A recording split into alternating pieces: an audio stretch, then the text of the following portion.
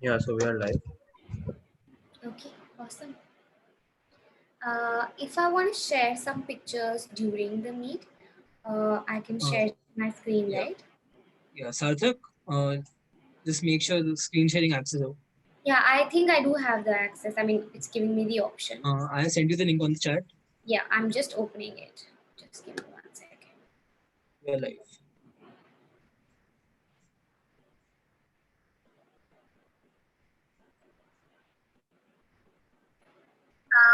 If I want...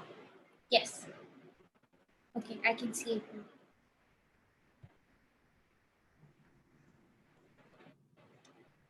Are you going to start or should I just start?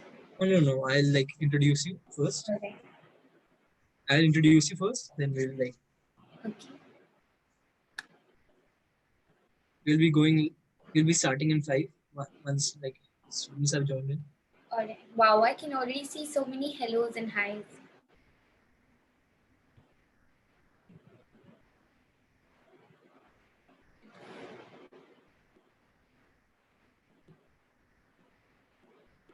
I wish they could have joined the Zoom chat because then we would have been able to see their faces also.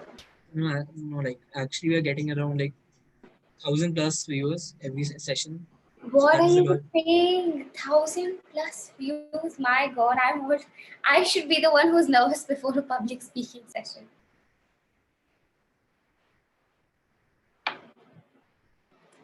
Yeah.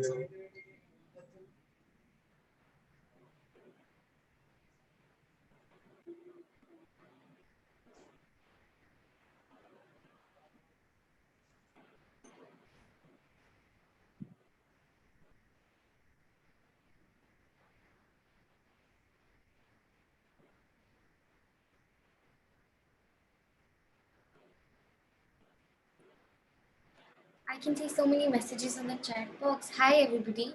I'm just saying hi. I will, of course, introduce myself again, but so good to see so many of you over here. I can see your replies on the YouTube chat box. Feel like there's a slight delay, I think, in our videos and the live session, but yes, Around a 15-20 second delay. all right.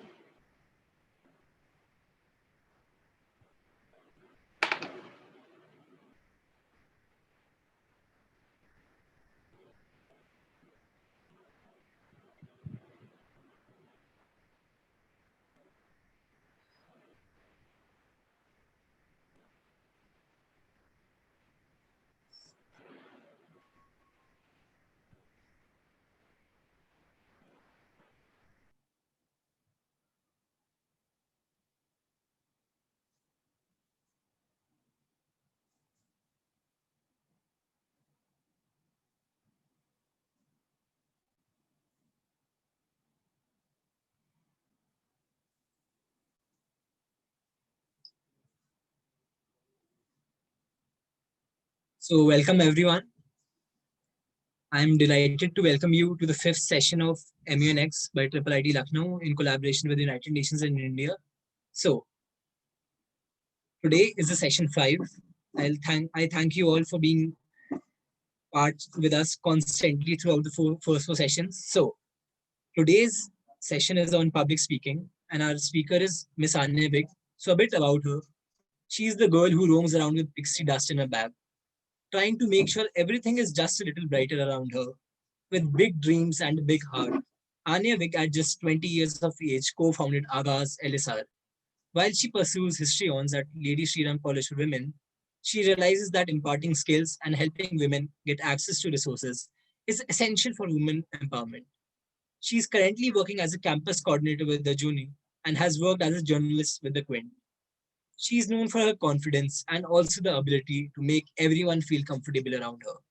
A leading female figure in the MUN circuit, she has been actively propagating gender equality in all spheres around her. She was also the volunteer coordinator for Pratisandhi, a student-led NGO who spread sexual health awareness in India and breaking the taboo. She has been featured at various platforms for being a youth icon in the field of women empowerment and is known for her leadership and public speaking skills. Her aim is to shatter the glass ceiling, to reach out to as many women as she can and empower them as much as she can. Through her initiatives in the sphere of women empowerment, She wants to let people know that if we work hard and have compassion, nothing is impossible. That women from all spheres and backgrounds have immense talent. We just have to provide them a platform and resources to showcase it. It is a pleasure for us to have you, ma'am, as a speaker at our session. So now over to you. Thank you. Hi, thank you so much for such a long introduction. Feels great to be a part of this entire initiative that you guys have started. And I am not going to go into my introduction since you've already covered that for all of us. I just want to say that before we even start, I feel like this entire initiative of taking trainings and teaching students during a pandemic how to equip them with skills which are not only going to help them in probably say an MUN but in their life in general is something so great. And I'm so glad that somebody is doing this. I mean, in the world of online classes and online MUNs, I think this is some sort of distraction that we all have. And I just hope that you guys are able to take something away from this session. Uh, Before we go forward, I just have to tell all of you that I'm no expert in public speaking. I'm just someone who speaks in public a lot. So this session may not be very well structured. May not give you a PPT presentation, but what I can do is tell you from experience what are things that work and what are things that don't work. Um, I want this session to be interactive, so more than just a monologue and more than just tips and things that I tell you how to ace public speaking at probably an MUN, a debate, a group discussion, interviews, anything. I would want you guys to discuss with me and learn along the process. And I feel like it's not just you who's going to take away something from the session today, but it's also me because I feel like learning is a two-way process. I will never know enough, and you will never know enough. And we're all learning all throughout our lives. And I think that's something that's very beautiful. And I feel that's something also very motivating for most of us that whenever you meet someone new or whenever you attend a session, whenever you hold a conversation, there is always something that you will take away from it, be it positive or negative. So I hope that you get to take away a lot from this session. Uh, so before I go ahead, during this session, I will probably share few infographics. These infographics are not things that I have made, but I feel like virtual representation along with speech always, so I would say virtual and verbal go hand in hand. It will always help you to understand better, feels like it makes it more interactive. So I will show you a few pictures during the session. So something, the fear of public speaking is called glossophobia. And I think most of us, in fact, all of us at some point or the other have felt that fear, the constant anxiety before giving a speech or feeling nervous or, playing with our fingers, feeling finicky, all of those things, that's known as the fear of public speaking or anxiety in general. And approximately 75% of people experience this and say that, oh, this is what we can do, and this is what I can do to end the fear of public speaking. It's very important for you to recognize that it's okay to have some sort of anxiety and to feel a little scared before giving a speech or addressing a huge gathering. And that's only normal. I mean, I wouldn't say that until unless you're a little fearful and until unless you're a little nervous, it's not that big, right? Because we're nervous for most big things in our life. We are nervous before an exam, we are nervous before our first day of college, first day of school. So we can be nervous before a big speech because it's important, right? It's a stepping stone towards something that you want to achieve. Um, Another thing, you cannot completely eliminate this fear ever, because it's nervousness and it's only natural, but you can learn how to control it and manage it and, I mean, forget about it. Uh, so what I want you guys to do before I go ahead is tell me what goes on in your mind before you're supposed to give a big speech. It doesn't have to be anyone specific. So I'm going to ask all of you to write in the chat box. Okay, I can see my voice is cracking a lot. Is it better now? I hope it's fine. I'm going to ask all of you to write in the chat box the initial thoughts that you have before you give your speech. So I'm going to give you 1 minute and I'm going to wait for your responses.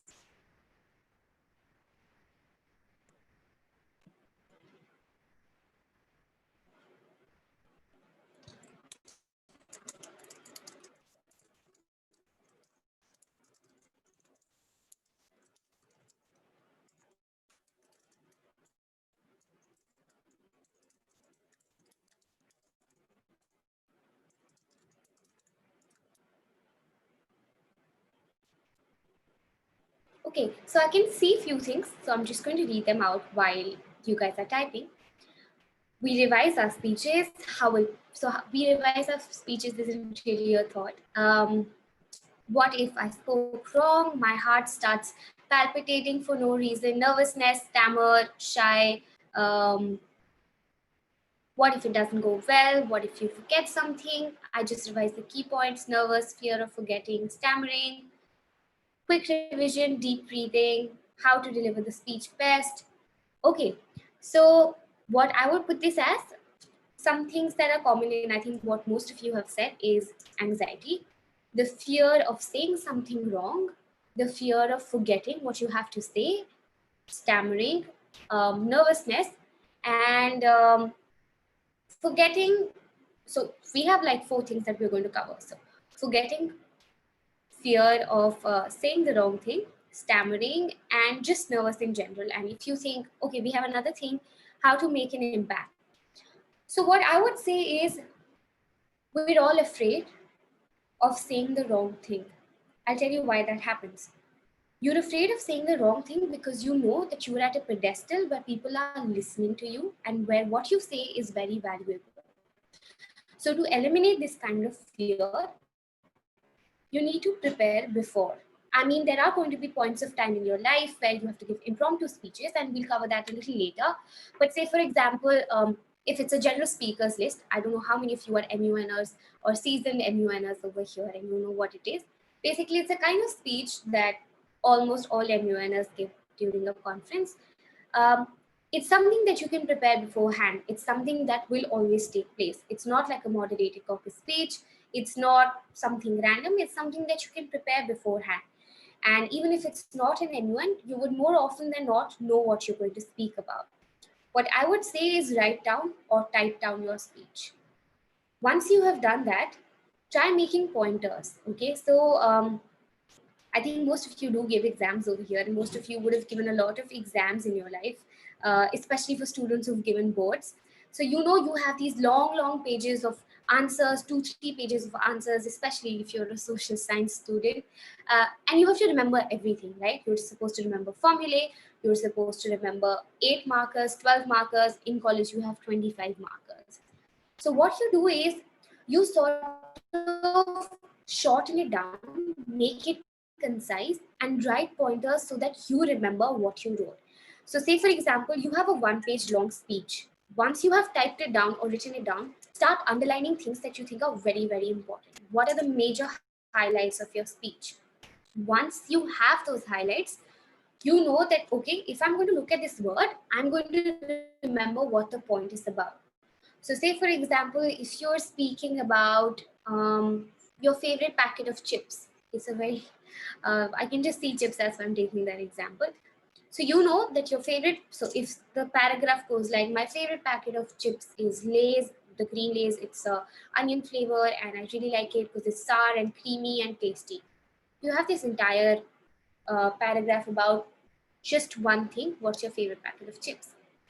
So what are the important things here? Green, flavor, and company. So if you can just remember these 3 things, the other adverbs and other describing words and all the other verbs and pronouns that you have, you will just remember at the top of your head. So it's very, very important for you to learn how to make pointers. Okay, so is my voice still cracking? I am so sorry. No, It you're probably audible. keeps You are cracking. perfectly audible. Am I audible? Yes, yes, perfectly Okay. audible. All right. Yes. So you have to make pointers for you to remember what your entire speech is about. So once you have your speech ready, I would suggest don't type them down, write these pointers. Okay. At MUNs, you generally have these chick pads and notepads. It's probably as small as this. So if you open it, and you will probably have enough space to write 10 points. Your speech shouldn't really have 10 points. To be very honest, the maximum time that you get to speak is probably 60 to 90 seconds. And it's very, very difficult for you to cover way too many things. Important for you to prioritize what you need to speak and what is something that you can cut out. So another thing that will automatically happen while you're giving a speech is when you write these pointers down. So say, for example, company, color, flavor. When you're speaking, you will make sure that all of these long sentences that you had for your speech to, I don't know, make it beautiful, flowery, it doesn't matter. Especially in an MUN, your choice of words for making your speech look beautiful or flowery doesn't matter as much as the content of your speech. And content is not just flowery language, it definitely is research and analysis and your foreign policy, right? So when you've written these points down before your speech, and this is something that I do, this is something that I personally do, and of course all of us are going to have different ways of preparing for a speech, but if you want, you can do what I do. You can, before two speakers, so say for example, I'm third in line. Before that, I'm just going to go over these points and I'm going to speak my speech in my head. Okay. If it's a double delegation, great. You guys can discuss with each other. You can narrate it to your friend in front of your friend. But if you don't, go through this speech in your mind. Try closing your eyes and going through the speech without looking at these pointers. Once it's your turn, something that's very, very important than these points, which are important while giving your verbatim, is also your body posture. We will talk about that in a little later, in a little more detail. But so while you, so this is something very, very essential to get over the fear of speaking something wrong, because I just picked it up from what you said. Having written or having your speech ready in front of you, you will not go wrong. If you know what you have to speak and if you have your material ready, there is no chance in the world that you will go wrong. And honestly, even if you do go wrong, it's not going to be a make or break situation. You can always go back and probably retract your verbatim, probably edit your verbatim, and you can apologize, right? We all make mistakes. So I don't think you're a robot, and neither am I.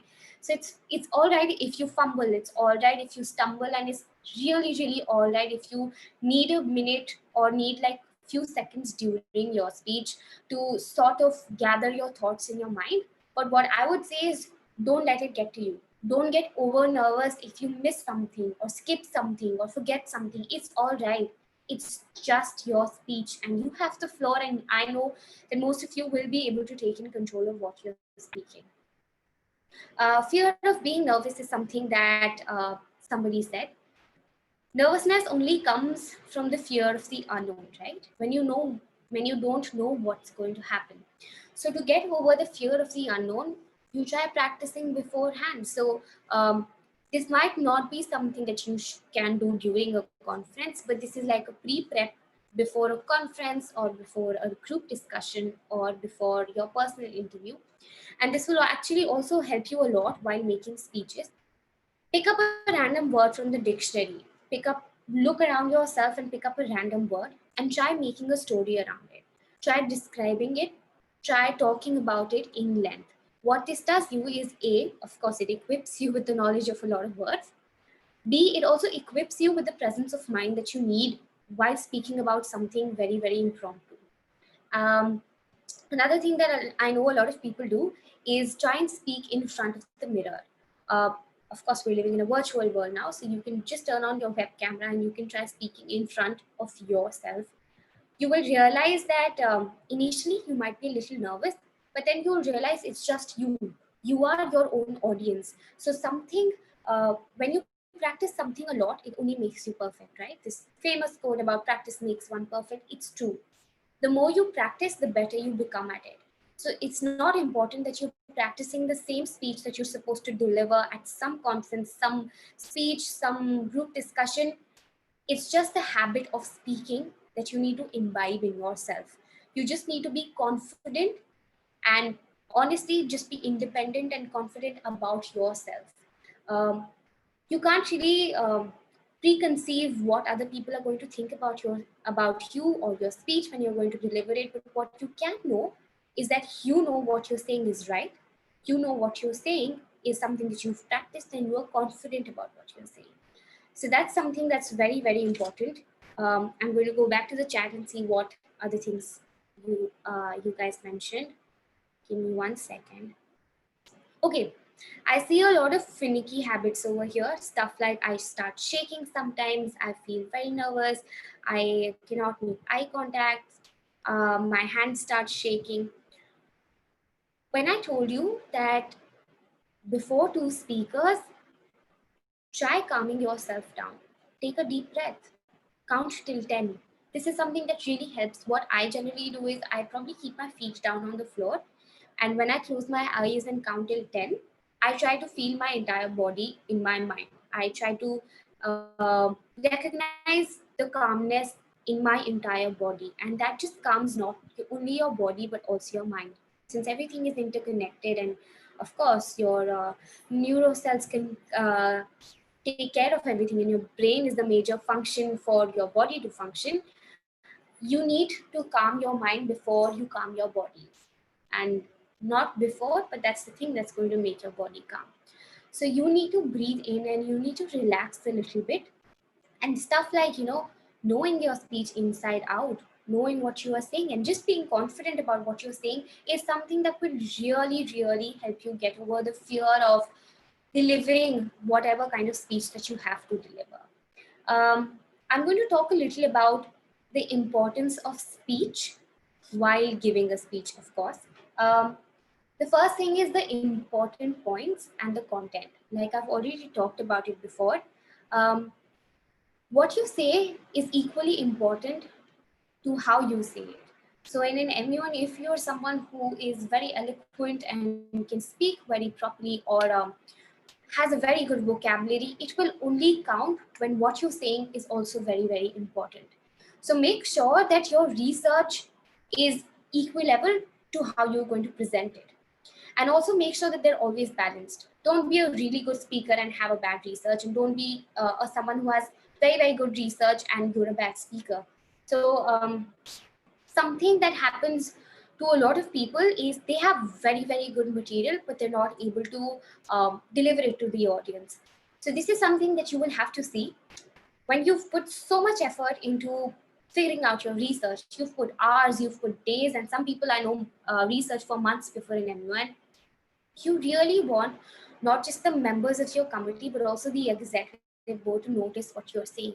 And that can only happen once you have a structured speech. Which brings me back to my first point about having it in one place, underlining what you think is important, and writing it down on a piece of paper while before you're going to speak. So this just makes your way of delivering a speech much more structured, and also makes you comfortable, right? So if you know that, oh, I am just going to talk about 4 points in a 60-second speech, that's not a lot. Talking about the color, the company, and the type of chips is not very difficult. I can do it, right? Because I've read about it so much. I read about it while I was researching. I read about it while I was structuring my speech, and I also read about it 10 seconds before I gave my speech. So it's going to be there at the top of your head. That's something that you don't have to worry about. And of course, it's in your hand as well, right? So this is the content that you must work upon. I know you guys have had other sessions where they've taught you how to research, how to structure debate, what to do and what not to do. So this is again in continuation to things that you've already learned about. Speed and pauses. This is something that plays a very important role. You would have been, I think a lot of you are seasoned MUNers and you've attended a lot of conferences. So you would have gone to conferences, and there is a procedure that we have, which is known as point of personal privilege. So a lot of people raise it while somebody else is speaking. For things like, I can't hear you, the delegate is going too fast. Even if it's not an MUN, these things are something that happen very commonly. So while you're giving a speech or while you're writing down your speech, another thing that you can do is make these dash bars, all right? A bar between things where you need to pause. So say, for example, you finish a sentence and you feel like you have to pay a lot of emphasis on that sentence, put a bar. So while you're practicing, you see that bar and you pause. Emphasis on certain points is very important. Um, your speed is equally important, because if you're going too fast or too slow, people will lose track. If you're too fast, people would not want to listen to you. If you're too slow, people will think you're saying something really boring and they lose attention. You need to speak in a way that everybody listens to you. You need to engage the people around you. We'll just come to engaging people in a second. But before that, your pauses and your speed are something very, very important, because that's how you connect with the audience, be it the executive board, be it the co-delegates, be it an audience or your co-peers, anybody, an interviewer for that matter. It's very, very important that you pause while you're speaking. A problem that I feel, that I also personally have, is I think I go too fast sometimes while speaking. So I need to work that myself. I need to know that, oh, not everybody can catch up with your speed. So another thing while you're practicing is what you can do is either record yourself or try practicing with your friends. Try practicing with another delegate. Try practicing with someone at home. Try speaking and ask them that, oh, critique my speech. Be open to criticism. Open to criticism in the sense that you only take it to a point where you improve upon yourself, but don't let it dishearten you, right? Never let criticism dishearten you, because it's only going to help you improve and become better. And I think we all achieve to be the best. So these are two things that you must do for pausing and for the speed of your speech. Um Engagement is what I said I'll tell you about. Engaging your audience is very, very important, because it's only when you have a direct engagement with the audience will they be interested in what you're saying. Engagement can be something as small as keeping eye contact. Engagement can be as big as looking at them, using hand gestures, and talking to them. You can see that I use a lot of hand gestures while speaking, but it's something very, very natural. So while I'm talking to you, you know that I am very enthusiastic about what I'm speaking. I feel very strongly about what I'm speaking. And enthusiasm is something that I feel very, very contagious. If you're sleepy or if you're yawning during a speech or if you're not interested, nobody around you will be interested. But if you're someone who feels highly about what you're speaking, is highly, highly concerned and engaged in your own speech, people will automatically listen to you. You kind of build that aura around you when you're enthusiastic about a topic. So which brings me to a small example that, if your friend, there are friends who narrate a story or an incident really well, and then there are people who are very bad narrators. It goes the same for jokes also.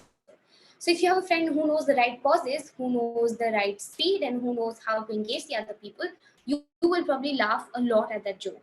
But if you have a friend who's doesn't have any sort of voice modulation, just goes in the flow, doesn't know where to stop, doesn't know about anything about pauses, you might not even listen to the entire joke, forget about laughing. So that's something that you must keep in mind.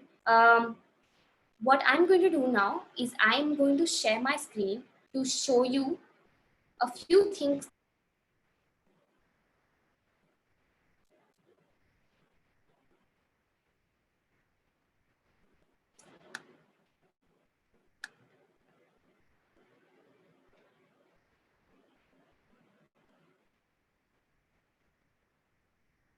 Can you tell me if you can see the screen?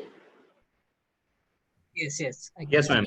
And this will make them feel like you are really talking to them, right? So I am, of course, looking at a virtual screen, and you're not sitting in front of me, but I hope that you still feel like I'm engaging with you and I'm not looking at the walls, I'm not looking at anybody else, I'm looking directly in the screen. So you feel like I'm talking to you.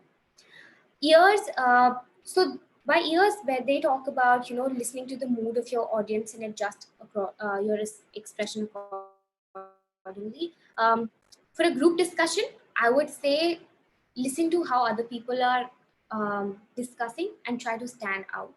This applies during your unmoderated caucuses as well. So when there are tons of people who are talking and screaming, you need to stand out. So you calm them down. You tell them, oh, we're going to go in a round robin manner. Oh, we're going to speak one by one. Let's start with X, or let's start with Y. Try and take control of the situation in terms of understanding the mood of the audience and also understanding how to go forward. When they talk about the mouth, so how they've also mentioned that, expressions is something very important, which of course, like I've already told you, enthusiasm and engagement in your own speech will automatically bring you this. I am speaking and I hope that I'm speaking clearly and you can all hear me. So you can't blabber, like you can't speak to yourself like this. You will not probably understand what I'm saying. But if I sit straight, if I open my mouth, if I'm very, very clear, if I'm giving the right pauses, you know that, oh, she's talking about something very important and she's keeping me engaged. So this is something that you must do. Um, Back is, of course, your posture. You can't be lousy. You can't, you know, just not be interested. You have to be active. You have to be active while you're addressing people. It's something that makes them want to listen to what you're saying. If you're somebody who's probably lousy and you're I don't know, swinging from right to left or looking down at your feet, looking down at the wall, and you're nervous, they will probably think that, oh, what they're going to say is not that important. But if you're standing straight and if you have it in control, you have your speech in your hand and your pen in the other or the mic in the other, they know that, dude, this person really knows what they're going to talk about even before you start speaking. And which is why I said that verbatim and virtual experience is equally important. So over here, how you can see that 55% in our words is derived from facial expressions. It's really true. If I was probably someone who was yawning while talking to you, you would not be that interesting. And 38% of the meaning of our words is derived from how the words are said. So like I said, the pauses and the kind of pronunciation that you have for all the things that you're saying is very, very important. How to become an excellent public speaker? Um, like I said, all of these points are very repetitive, but I just want you to go through them again before we start taking questions, and we will probably take questions in another 5 to 10 minutes. Uh, when they say use notes sparingly, this is probably for someone who's giving a huge PPT, but this is also for you. When I say write pointers, I again don't mean that write sentences. Pointers need to be subheadings, right? Um, For example, you forget something that you're talking about. You forget that after the name of the brand, you're supposed to tell them the color of the packet. So if you write the color of the packet of the chips is green, it'll take you time to go through that entire line. You probably have 3, 4 lines before that. So you can't find where you lost, where did you stop. So if you just write name, color, oh, this is the next point. Because I think all of you have a very good hold over your vocabulary. Framing sentences is never a problem for someone. It is what you need to say in that sentence which is a problem, which is why you write pointers. I don't sort of agree with this. I don't agree with coffee. I don't think coffee makes you nervous. I feel I take a lot of caffeine. I drink a lot of coffee. Don't feel like that's affecting what you say. But I would say that before your speech, try not to be engaged in eating something or drinking something. Just be calm, right? Because you're focusing on your big moment, which is in probably another 15, 20 seconds. Play to your strengths. This is very, very important. So this is not MUN specific again. This is something that you're addressing a big audience. So if you think that you're funny, I would say start with the funny one-liner. I would say that if you think that you have a very good knowledge of literature, start with a quote. If you think that you have personal experiences that will engage people, start with a personal experience. I feel everybody has their own way, which is what I said in the beginning, that how you address a gathering will be very different from how I address a gathering, or probably someone else addresses a gathering. So you need to find your own strengths and you need to play on those. Know your audience, of course, you know them. The sort of material that you make for your audience has to depend on the kind of your target audience. So, say for example, you were talking to class 6 students about masters. They will probably not be as engaged. They will probably not care what is going to happen, what, not even 6 years later, but 9 years later, they have to give their 10 boards, 12 boards, go to college, and then decide. Nobody, I mean, very, very few people know in grade 6 what they're supposed to do for their masters. But if you talk to the same 6th grader about what subjects they would want to take in class 10, or if they're excited that something like physics and biology is going and chemistry is going to come in another 2 years, they might be more engaged. So you need to find out the kind of content and the kind of target audience that you have. Don't apologize at the start of your speech. This is something that I've noticed with a lot of delegates. Before you start, you say something like, "Oh, I'm so sorry. Can you hear me? Am I audible?" All of those things. Don't say you're sorry that we can't hear you. You're not sorry. Say something like, just start. Just say like, I hope everybody, I hope the delegates can hear me, and then start. Or just address it to the executive board directly. I think this is some sort of a trick. What you can do is you can just ask the executive board directly when you stand with your mic in your hand that, am I audible to the executive board? They have to nod for a yes or a no. So you have you have those 10 seconds prime time. This is your make or break. The first line or how you start will probably engage them for a longer while or might not engage them for a longer while. But at least you have their attention for that little bit, for those 10-15 seconds. Take your time. So this has few aspects.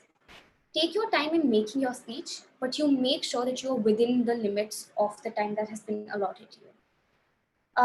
Don't be those delegates who give very good points but take 2 minutes to say those points, which is why I said you need to prioritize what your speech is going to entail, which is again something that we discussed in the beginning, pointers in writing your speech and deciding for yourself what is important and what is not.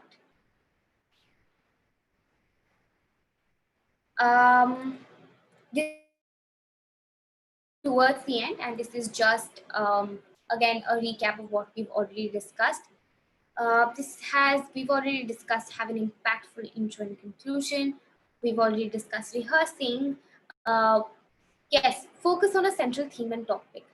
Another thing that I would like to suggest to you guys is what I mean by structuring. So, say for example, you're giving a moderated caucus speech. You are giving a moderated caucus speech on problems of women in rural areas. Okay, that's the topic. Before you go into the problems, what women face, it's very important for you to establish a ground, right? So before you give a speech, you say, I will be talking about problems that women face in a rural area. Give them a little bit context. These women face these problems because of blah, blah, blah. These are the problems that they face. This is the impact. This is the solution. So this is something that you can write down, and I feel this has always helped me. Talk about the problem, talk about the impact, and talk about solutions. This makes your speech very wholesome, and this also makes your speech very, very concise and to the point. So it's very collaborative in terms of what you want to speak. So if you're talking about a topic so broad, you've already covered 3 very important aspects. So instead of having 10 discussions on or 10 speeches on, oh, these are the 10 problems that they face, you talk about, okay, these are 5 problems that they face. This is how it's impacting them, and this is what we can do. This is structuring. This is where you're leading debate, and this is something that a lot of executive boards and across competitions or interviews people mark you on is guidance of debate, guidance of speech, and guidance of committee. So you will be marked upon things like, oh, if you think that you're going in the right direction, the committee may follow you. Somebody might build up on your point about, oh, he's right about this problem and this impact. This is what we can do. Oh, he's right about this solution, or she's right about this solution. This is how we can implement this. Oh, he's wrong about this impact. This is what I feel, and this is the solution to that. So you need to make sure that there is interaction. Don't go into a monologue of saying that, oh, 30% of the women across the world are, I don't know, belong to rural households. I'm sure the stat is wrong. This is just an example. 40% of women in India belong to rural households. 50% of them are facing these problems. These stats are not very important. Until and unless you are saying something that requires stats, try ignoring them as much as you can. You don't have to say that, oh, 5,612 women don't have access to menstrual hygiene. We can get those facts on the internet. What is your point? What are you trying to say? So that's something that you really need to focus upon. And that's the central theme. Your structure of your speech is your central theme. And problems that women face in rural households is your central theme. So don't go into the demographics of your country. Don't say that, oh, India is XYZ kilometers long. We have so many states. It doesn't matter. Don't beat around the bush because you don't have time to beat around the bush. Come directly to a point, ease into it, but don't beat around the bush with random stats that anybody can get from the internet. Be yourself is something very important. I don't think this goes for all of you who are attending the session also.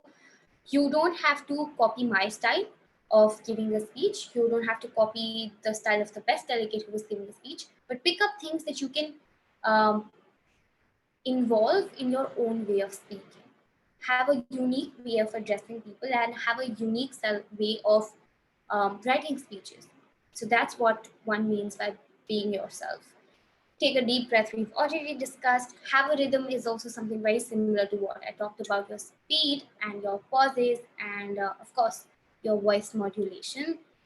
Do not be afraid to make mistakes is something we've already discussed. So how it says that, did you stutter, forget, miss any sound? Mistakes happen, and just continue your presentation and do not let it upset you.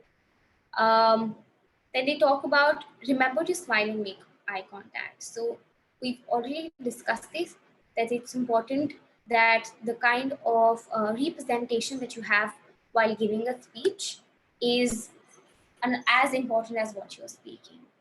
So which sort of brings me to the end of my this huge monologue about public speaking. Um, I would love for you guys to send in questions. I know that there are tons of people attending this session, and I will try to answer as many questions as possible. And if you guys think that it's a repetitive question, try and avoid asking it again. But please go ahead and ask me questions.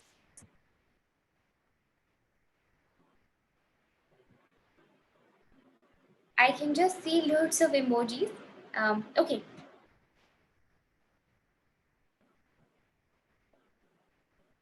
Just waiting for you guys to ask questions. As soon as I see questions, I will answer them.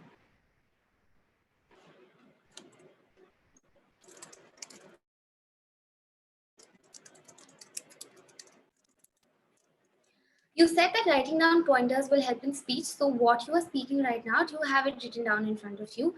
I actually don't. So like I said, I made some pointers that I thought that I need to cover while speaking. So you can see these tiny pointers that I've made. I am a person who does a lot of impromptu speaking. So, and this is something that I'm very passionate about. I'm very passionate about public speaking. So this topic was not very hard for me to have tons of research. But of course, before addressing you guys, I did go through some slides. I did go through some infographics to how to make sure that what I know is what I communicate to you guys. So I do have those pointers over here. But like I said, if you know your speech inside out and if you're very enthusiastic about what you speak, you probably will not even need pointers. Okay, how to structure your speech. This is something that I've already answered, but I will tell you again. How you structure your speech is you decide priority-wise what is important in relation to what the topic is and what is being discussed and what you want the committee to discuss later. And by committee, I don't really mean like an MUN committee. It could be people around you, group of people, anything. So when you know that, oh, we're having a moderator caucus on rural women, it's important to know what problems they are facing, what situation that they are in. It's important to know the impact and it's important to know the solution. So this is like the what, the why, and the how, right? So what is the problem? Why are they facing it? And what is happening when they're facing it? And how can we solve it? So this is something that I think you can note down and you can follow the structure. I see a lot of similar questions. Yes, you can point out a country while delivering a general speakers list, but what I would say is if it's your first speech, if the committee hasn't spoken a lot, try and avoid. But if it's, say, something that since you don't get a lot of floor time in MUNs because there are a lot of people, try and keep a small section of your speech addressed to other delegates, but more on what you have to say, unless you are saying day two and it's very important for you to debate and deliberate on things. What if audience laughs at us while giving speech? Okay, somebody might make a face, somebody might laugh, somebody might, I don't know how to say it, but annoy you in different ways while you're giving a speech. But something that's going to help you a lot is being focused. So being focused, I also mean that ignore these sort of distractions. So it might not be laughing, it could be something as simple as the electricity goes off and you think, or your laptop shuts down. What do you do? And then it's maintaining the calm and the posture and ignoring these people, because you know what you're saying is important and you know you're confident about what you're saying. So these things should not distract you. But of course, we've all had experiences of giving a speech in class and our classmates laughing and we end up laughing. So it's okay if that happens. But if it's in a formal setup, what I would recommend is try and ignore them, try and look elsewhere. This is literally the easiest thing that you can do. What if you do a mistake or just lack in the speech? So you can lack in a speech subjectively and objectively, right? How you stop lacking in a speech is something that will only come with experience. You do a lot of conferences, you go for a lot of debates, you go for a lot of GDs, and then you realize over time that these are skills or these are things that must be included, must not be included. But if you make a mistake, what I would say is it's okay. Like I said before, that we're not perfect. You can go wrong, you can stammer, you can stutter.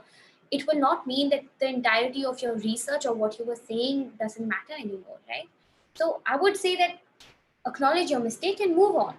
Or take a second to realize that, oh shit, I just missed something or I skipped something, but it's fine. I have the rest of my speech ready. I can move on, and then move on. People move on from big mistakes, small mistakes in their personal and professional lives, and I'm sure you guys are equipped to do that. How to answer a question? Okay, this is also something that's very, very important. A question can be something that you know the answer to, and a question can be something that you don't know the answer to. So coming to the first part, if you know the answer to that, go ahead, say something like, okay, thank you for your question, blah, blah, blah. Again, the same structure and the same information. If you don't know the answer, there are two ways how you can go about it. Be confident and say something like, I will respond to you a little later, or I will just confirm an answer. Of course, this does create some sort of doubt in the minds of the delegates or the executive board, but it also makes us realize that, okay, you don't know something, but you are going to respond to it. Another thing is that you just go for it. You try and answer with whatever you know, and then you see how it goes. But what I would say is don't faff too much, because more often than not, the people who are sitting on the other side of the table are always almost smarter than you. So if you're faffing, they will probably catch hold of you and question you. But if you think that, okay, I know a little bit and I can get away with it, then you can do it. I mean, not recommended, but yes, of course, you can do that. Ma'am, we can also just glare at the audience, as then they feel self-conscious and break eye contact. Yeah, so when I mean engage with the audience and make eye contact, I don't mean that constantly look at a particular person. Look at people, go from right to left. And you know, a lot of times when I'm looking at a person, I'm not really looking at them, I'm looking through them.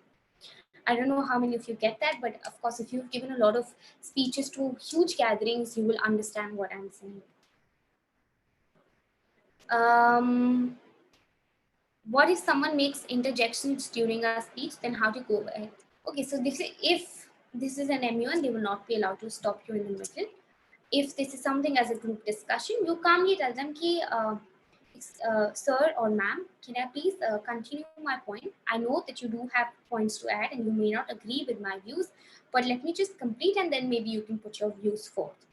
Because a discussion will only make sense when all of us have put our points forward. No, there is no limit on using point of personal privilege, but of course, don't exploit it.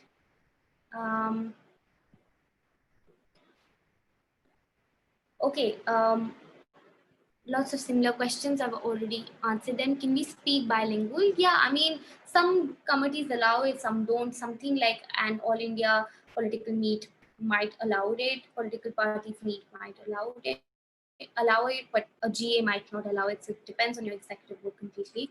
And yes, I think these Vinamra, I think you can come back because I feel like most of them are just repetitive questions now. most of them I've already answered. We can just wait a minute and see if any question comes up, or else Yes. we can just end it. Yeah, sure. I'm scared while giving a speech. I've already told you what you can do before giving a speech. Calm yourself down, write your points, be aware of what you're going to speak, and I can guarantee you will not be scared. And it's also something that will go away with time. People say outro and intro matters a lot. So how to make our intro and outro more polished? So something that I mentioned before is do what you're good at, play on your strengths. So if this is not an MUN, if it's a normal speech, like I said, crack a joke, quote a quotation, or tell a personal experience and ease them into what you're going to talk about. If it's an MUN, like I said, structure your speeches in a way that I have told you, and this will help you a lot.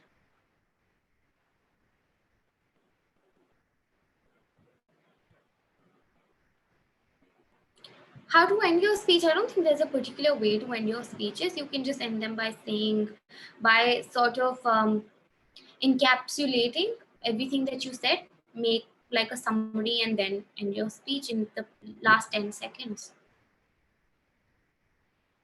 You should present your stats when they're important in relation to what you're saying, if they make sense. But I would say avoid using stats because they don't really make a lot of sense. But mentioning of articles is important. It's also numeric. But stats like 50,000 people went through this is not as important as what they went through. So yes, so feel like we've covered almost everything. We talked about speech, we talked about points, information, pauses, speech, clarity, posture, engagement with the audience, and yeah, I think we are quite equipped. I feel like most of you should be equipped to give a good speech now. Yes, Vinamra, go ahead. So it was a lovely session, and I guess everyone agrees with it. So thanks a lot, ma'am. Thank you. Today we learned a lot of stuff that which we can always use, not just in MUNs but in our daily lives, even in multiple types of events. So with this, now we'll be bringing an end to the session. And again, the same way, if you want to ask doubts, feel free to approach any of our channels, or we have given a phone number and an email ID in the discussion section even, and there you can send it. Also, information for all of you. On 13th of September, the director of UN India, Dr. Rajiv Chandran, will be even taking a training session for all of us here. So, hope you all had a great time. Thanks a lot, ma'am. Thank you so much for having me over here, and you guys are doing a great job. And I feel like all of these sessions that you guys are organizing are going to help everybody a lot. And I feel like Thanks a lot, ma'am. I take away a lot too. So I hope that everybody took a lot from this session. Also, next session will be held tomorrow at 8 p.m. It will be on the types of committees in MUNs by Mr. Hitesh Bhatia. Thank you. Narthak, can you end this stream?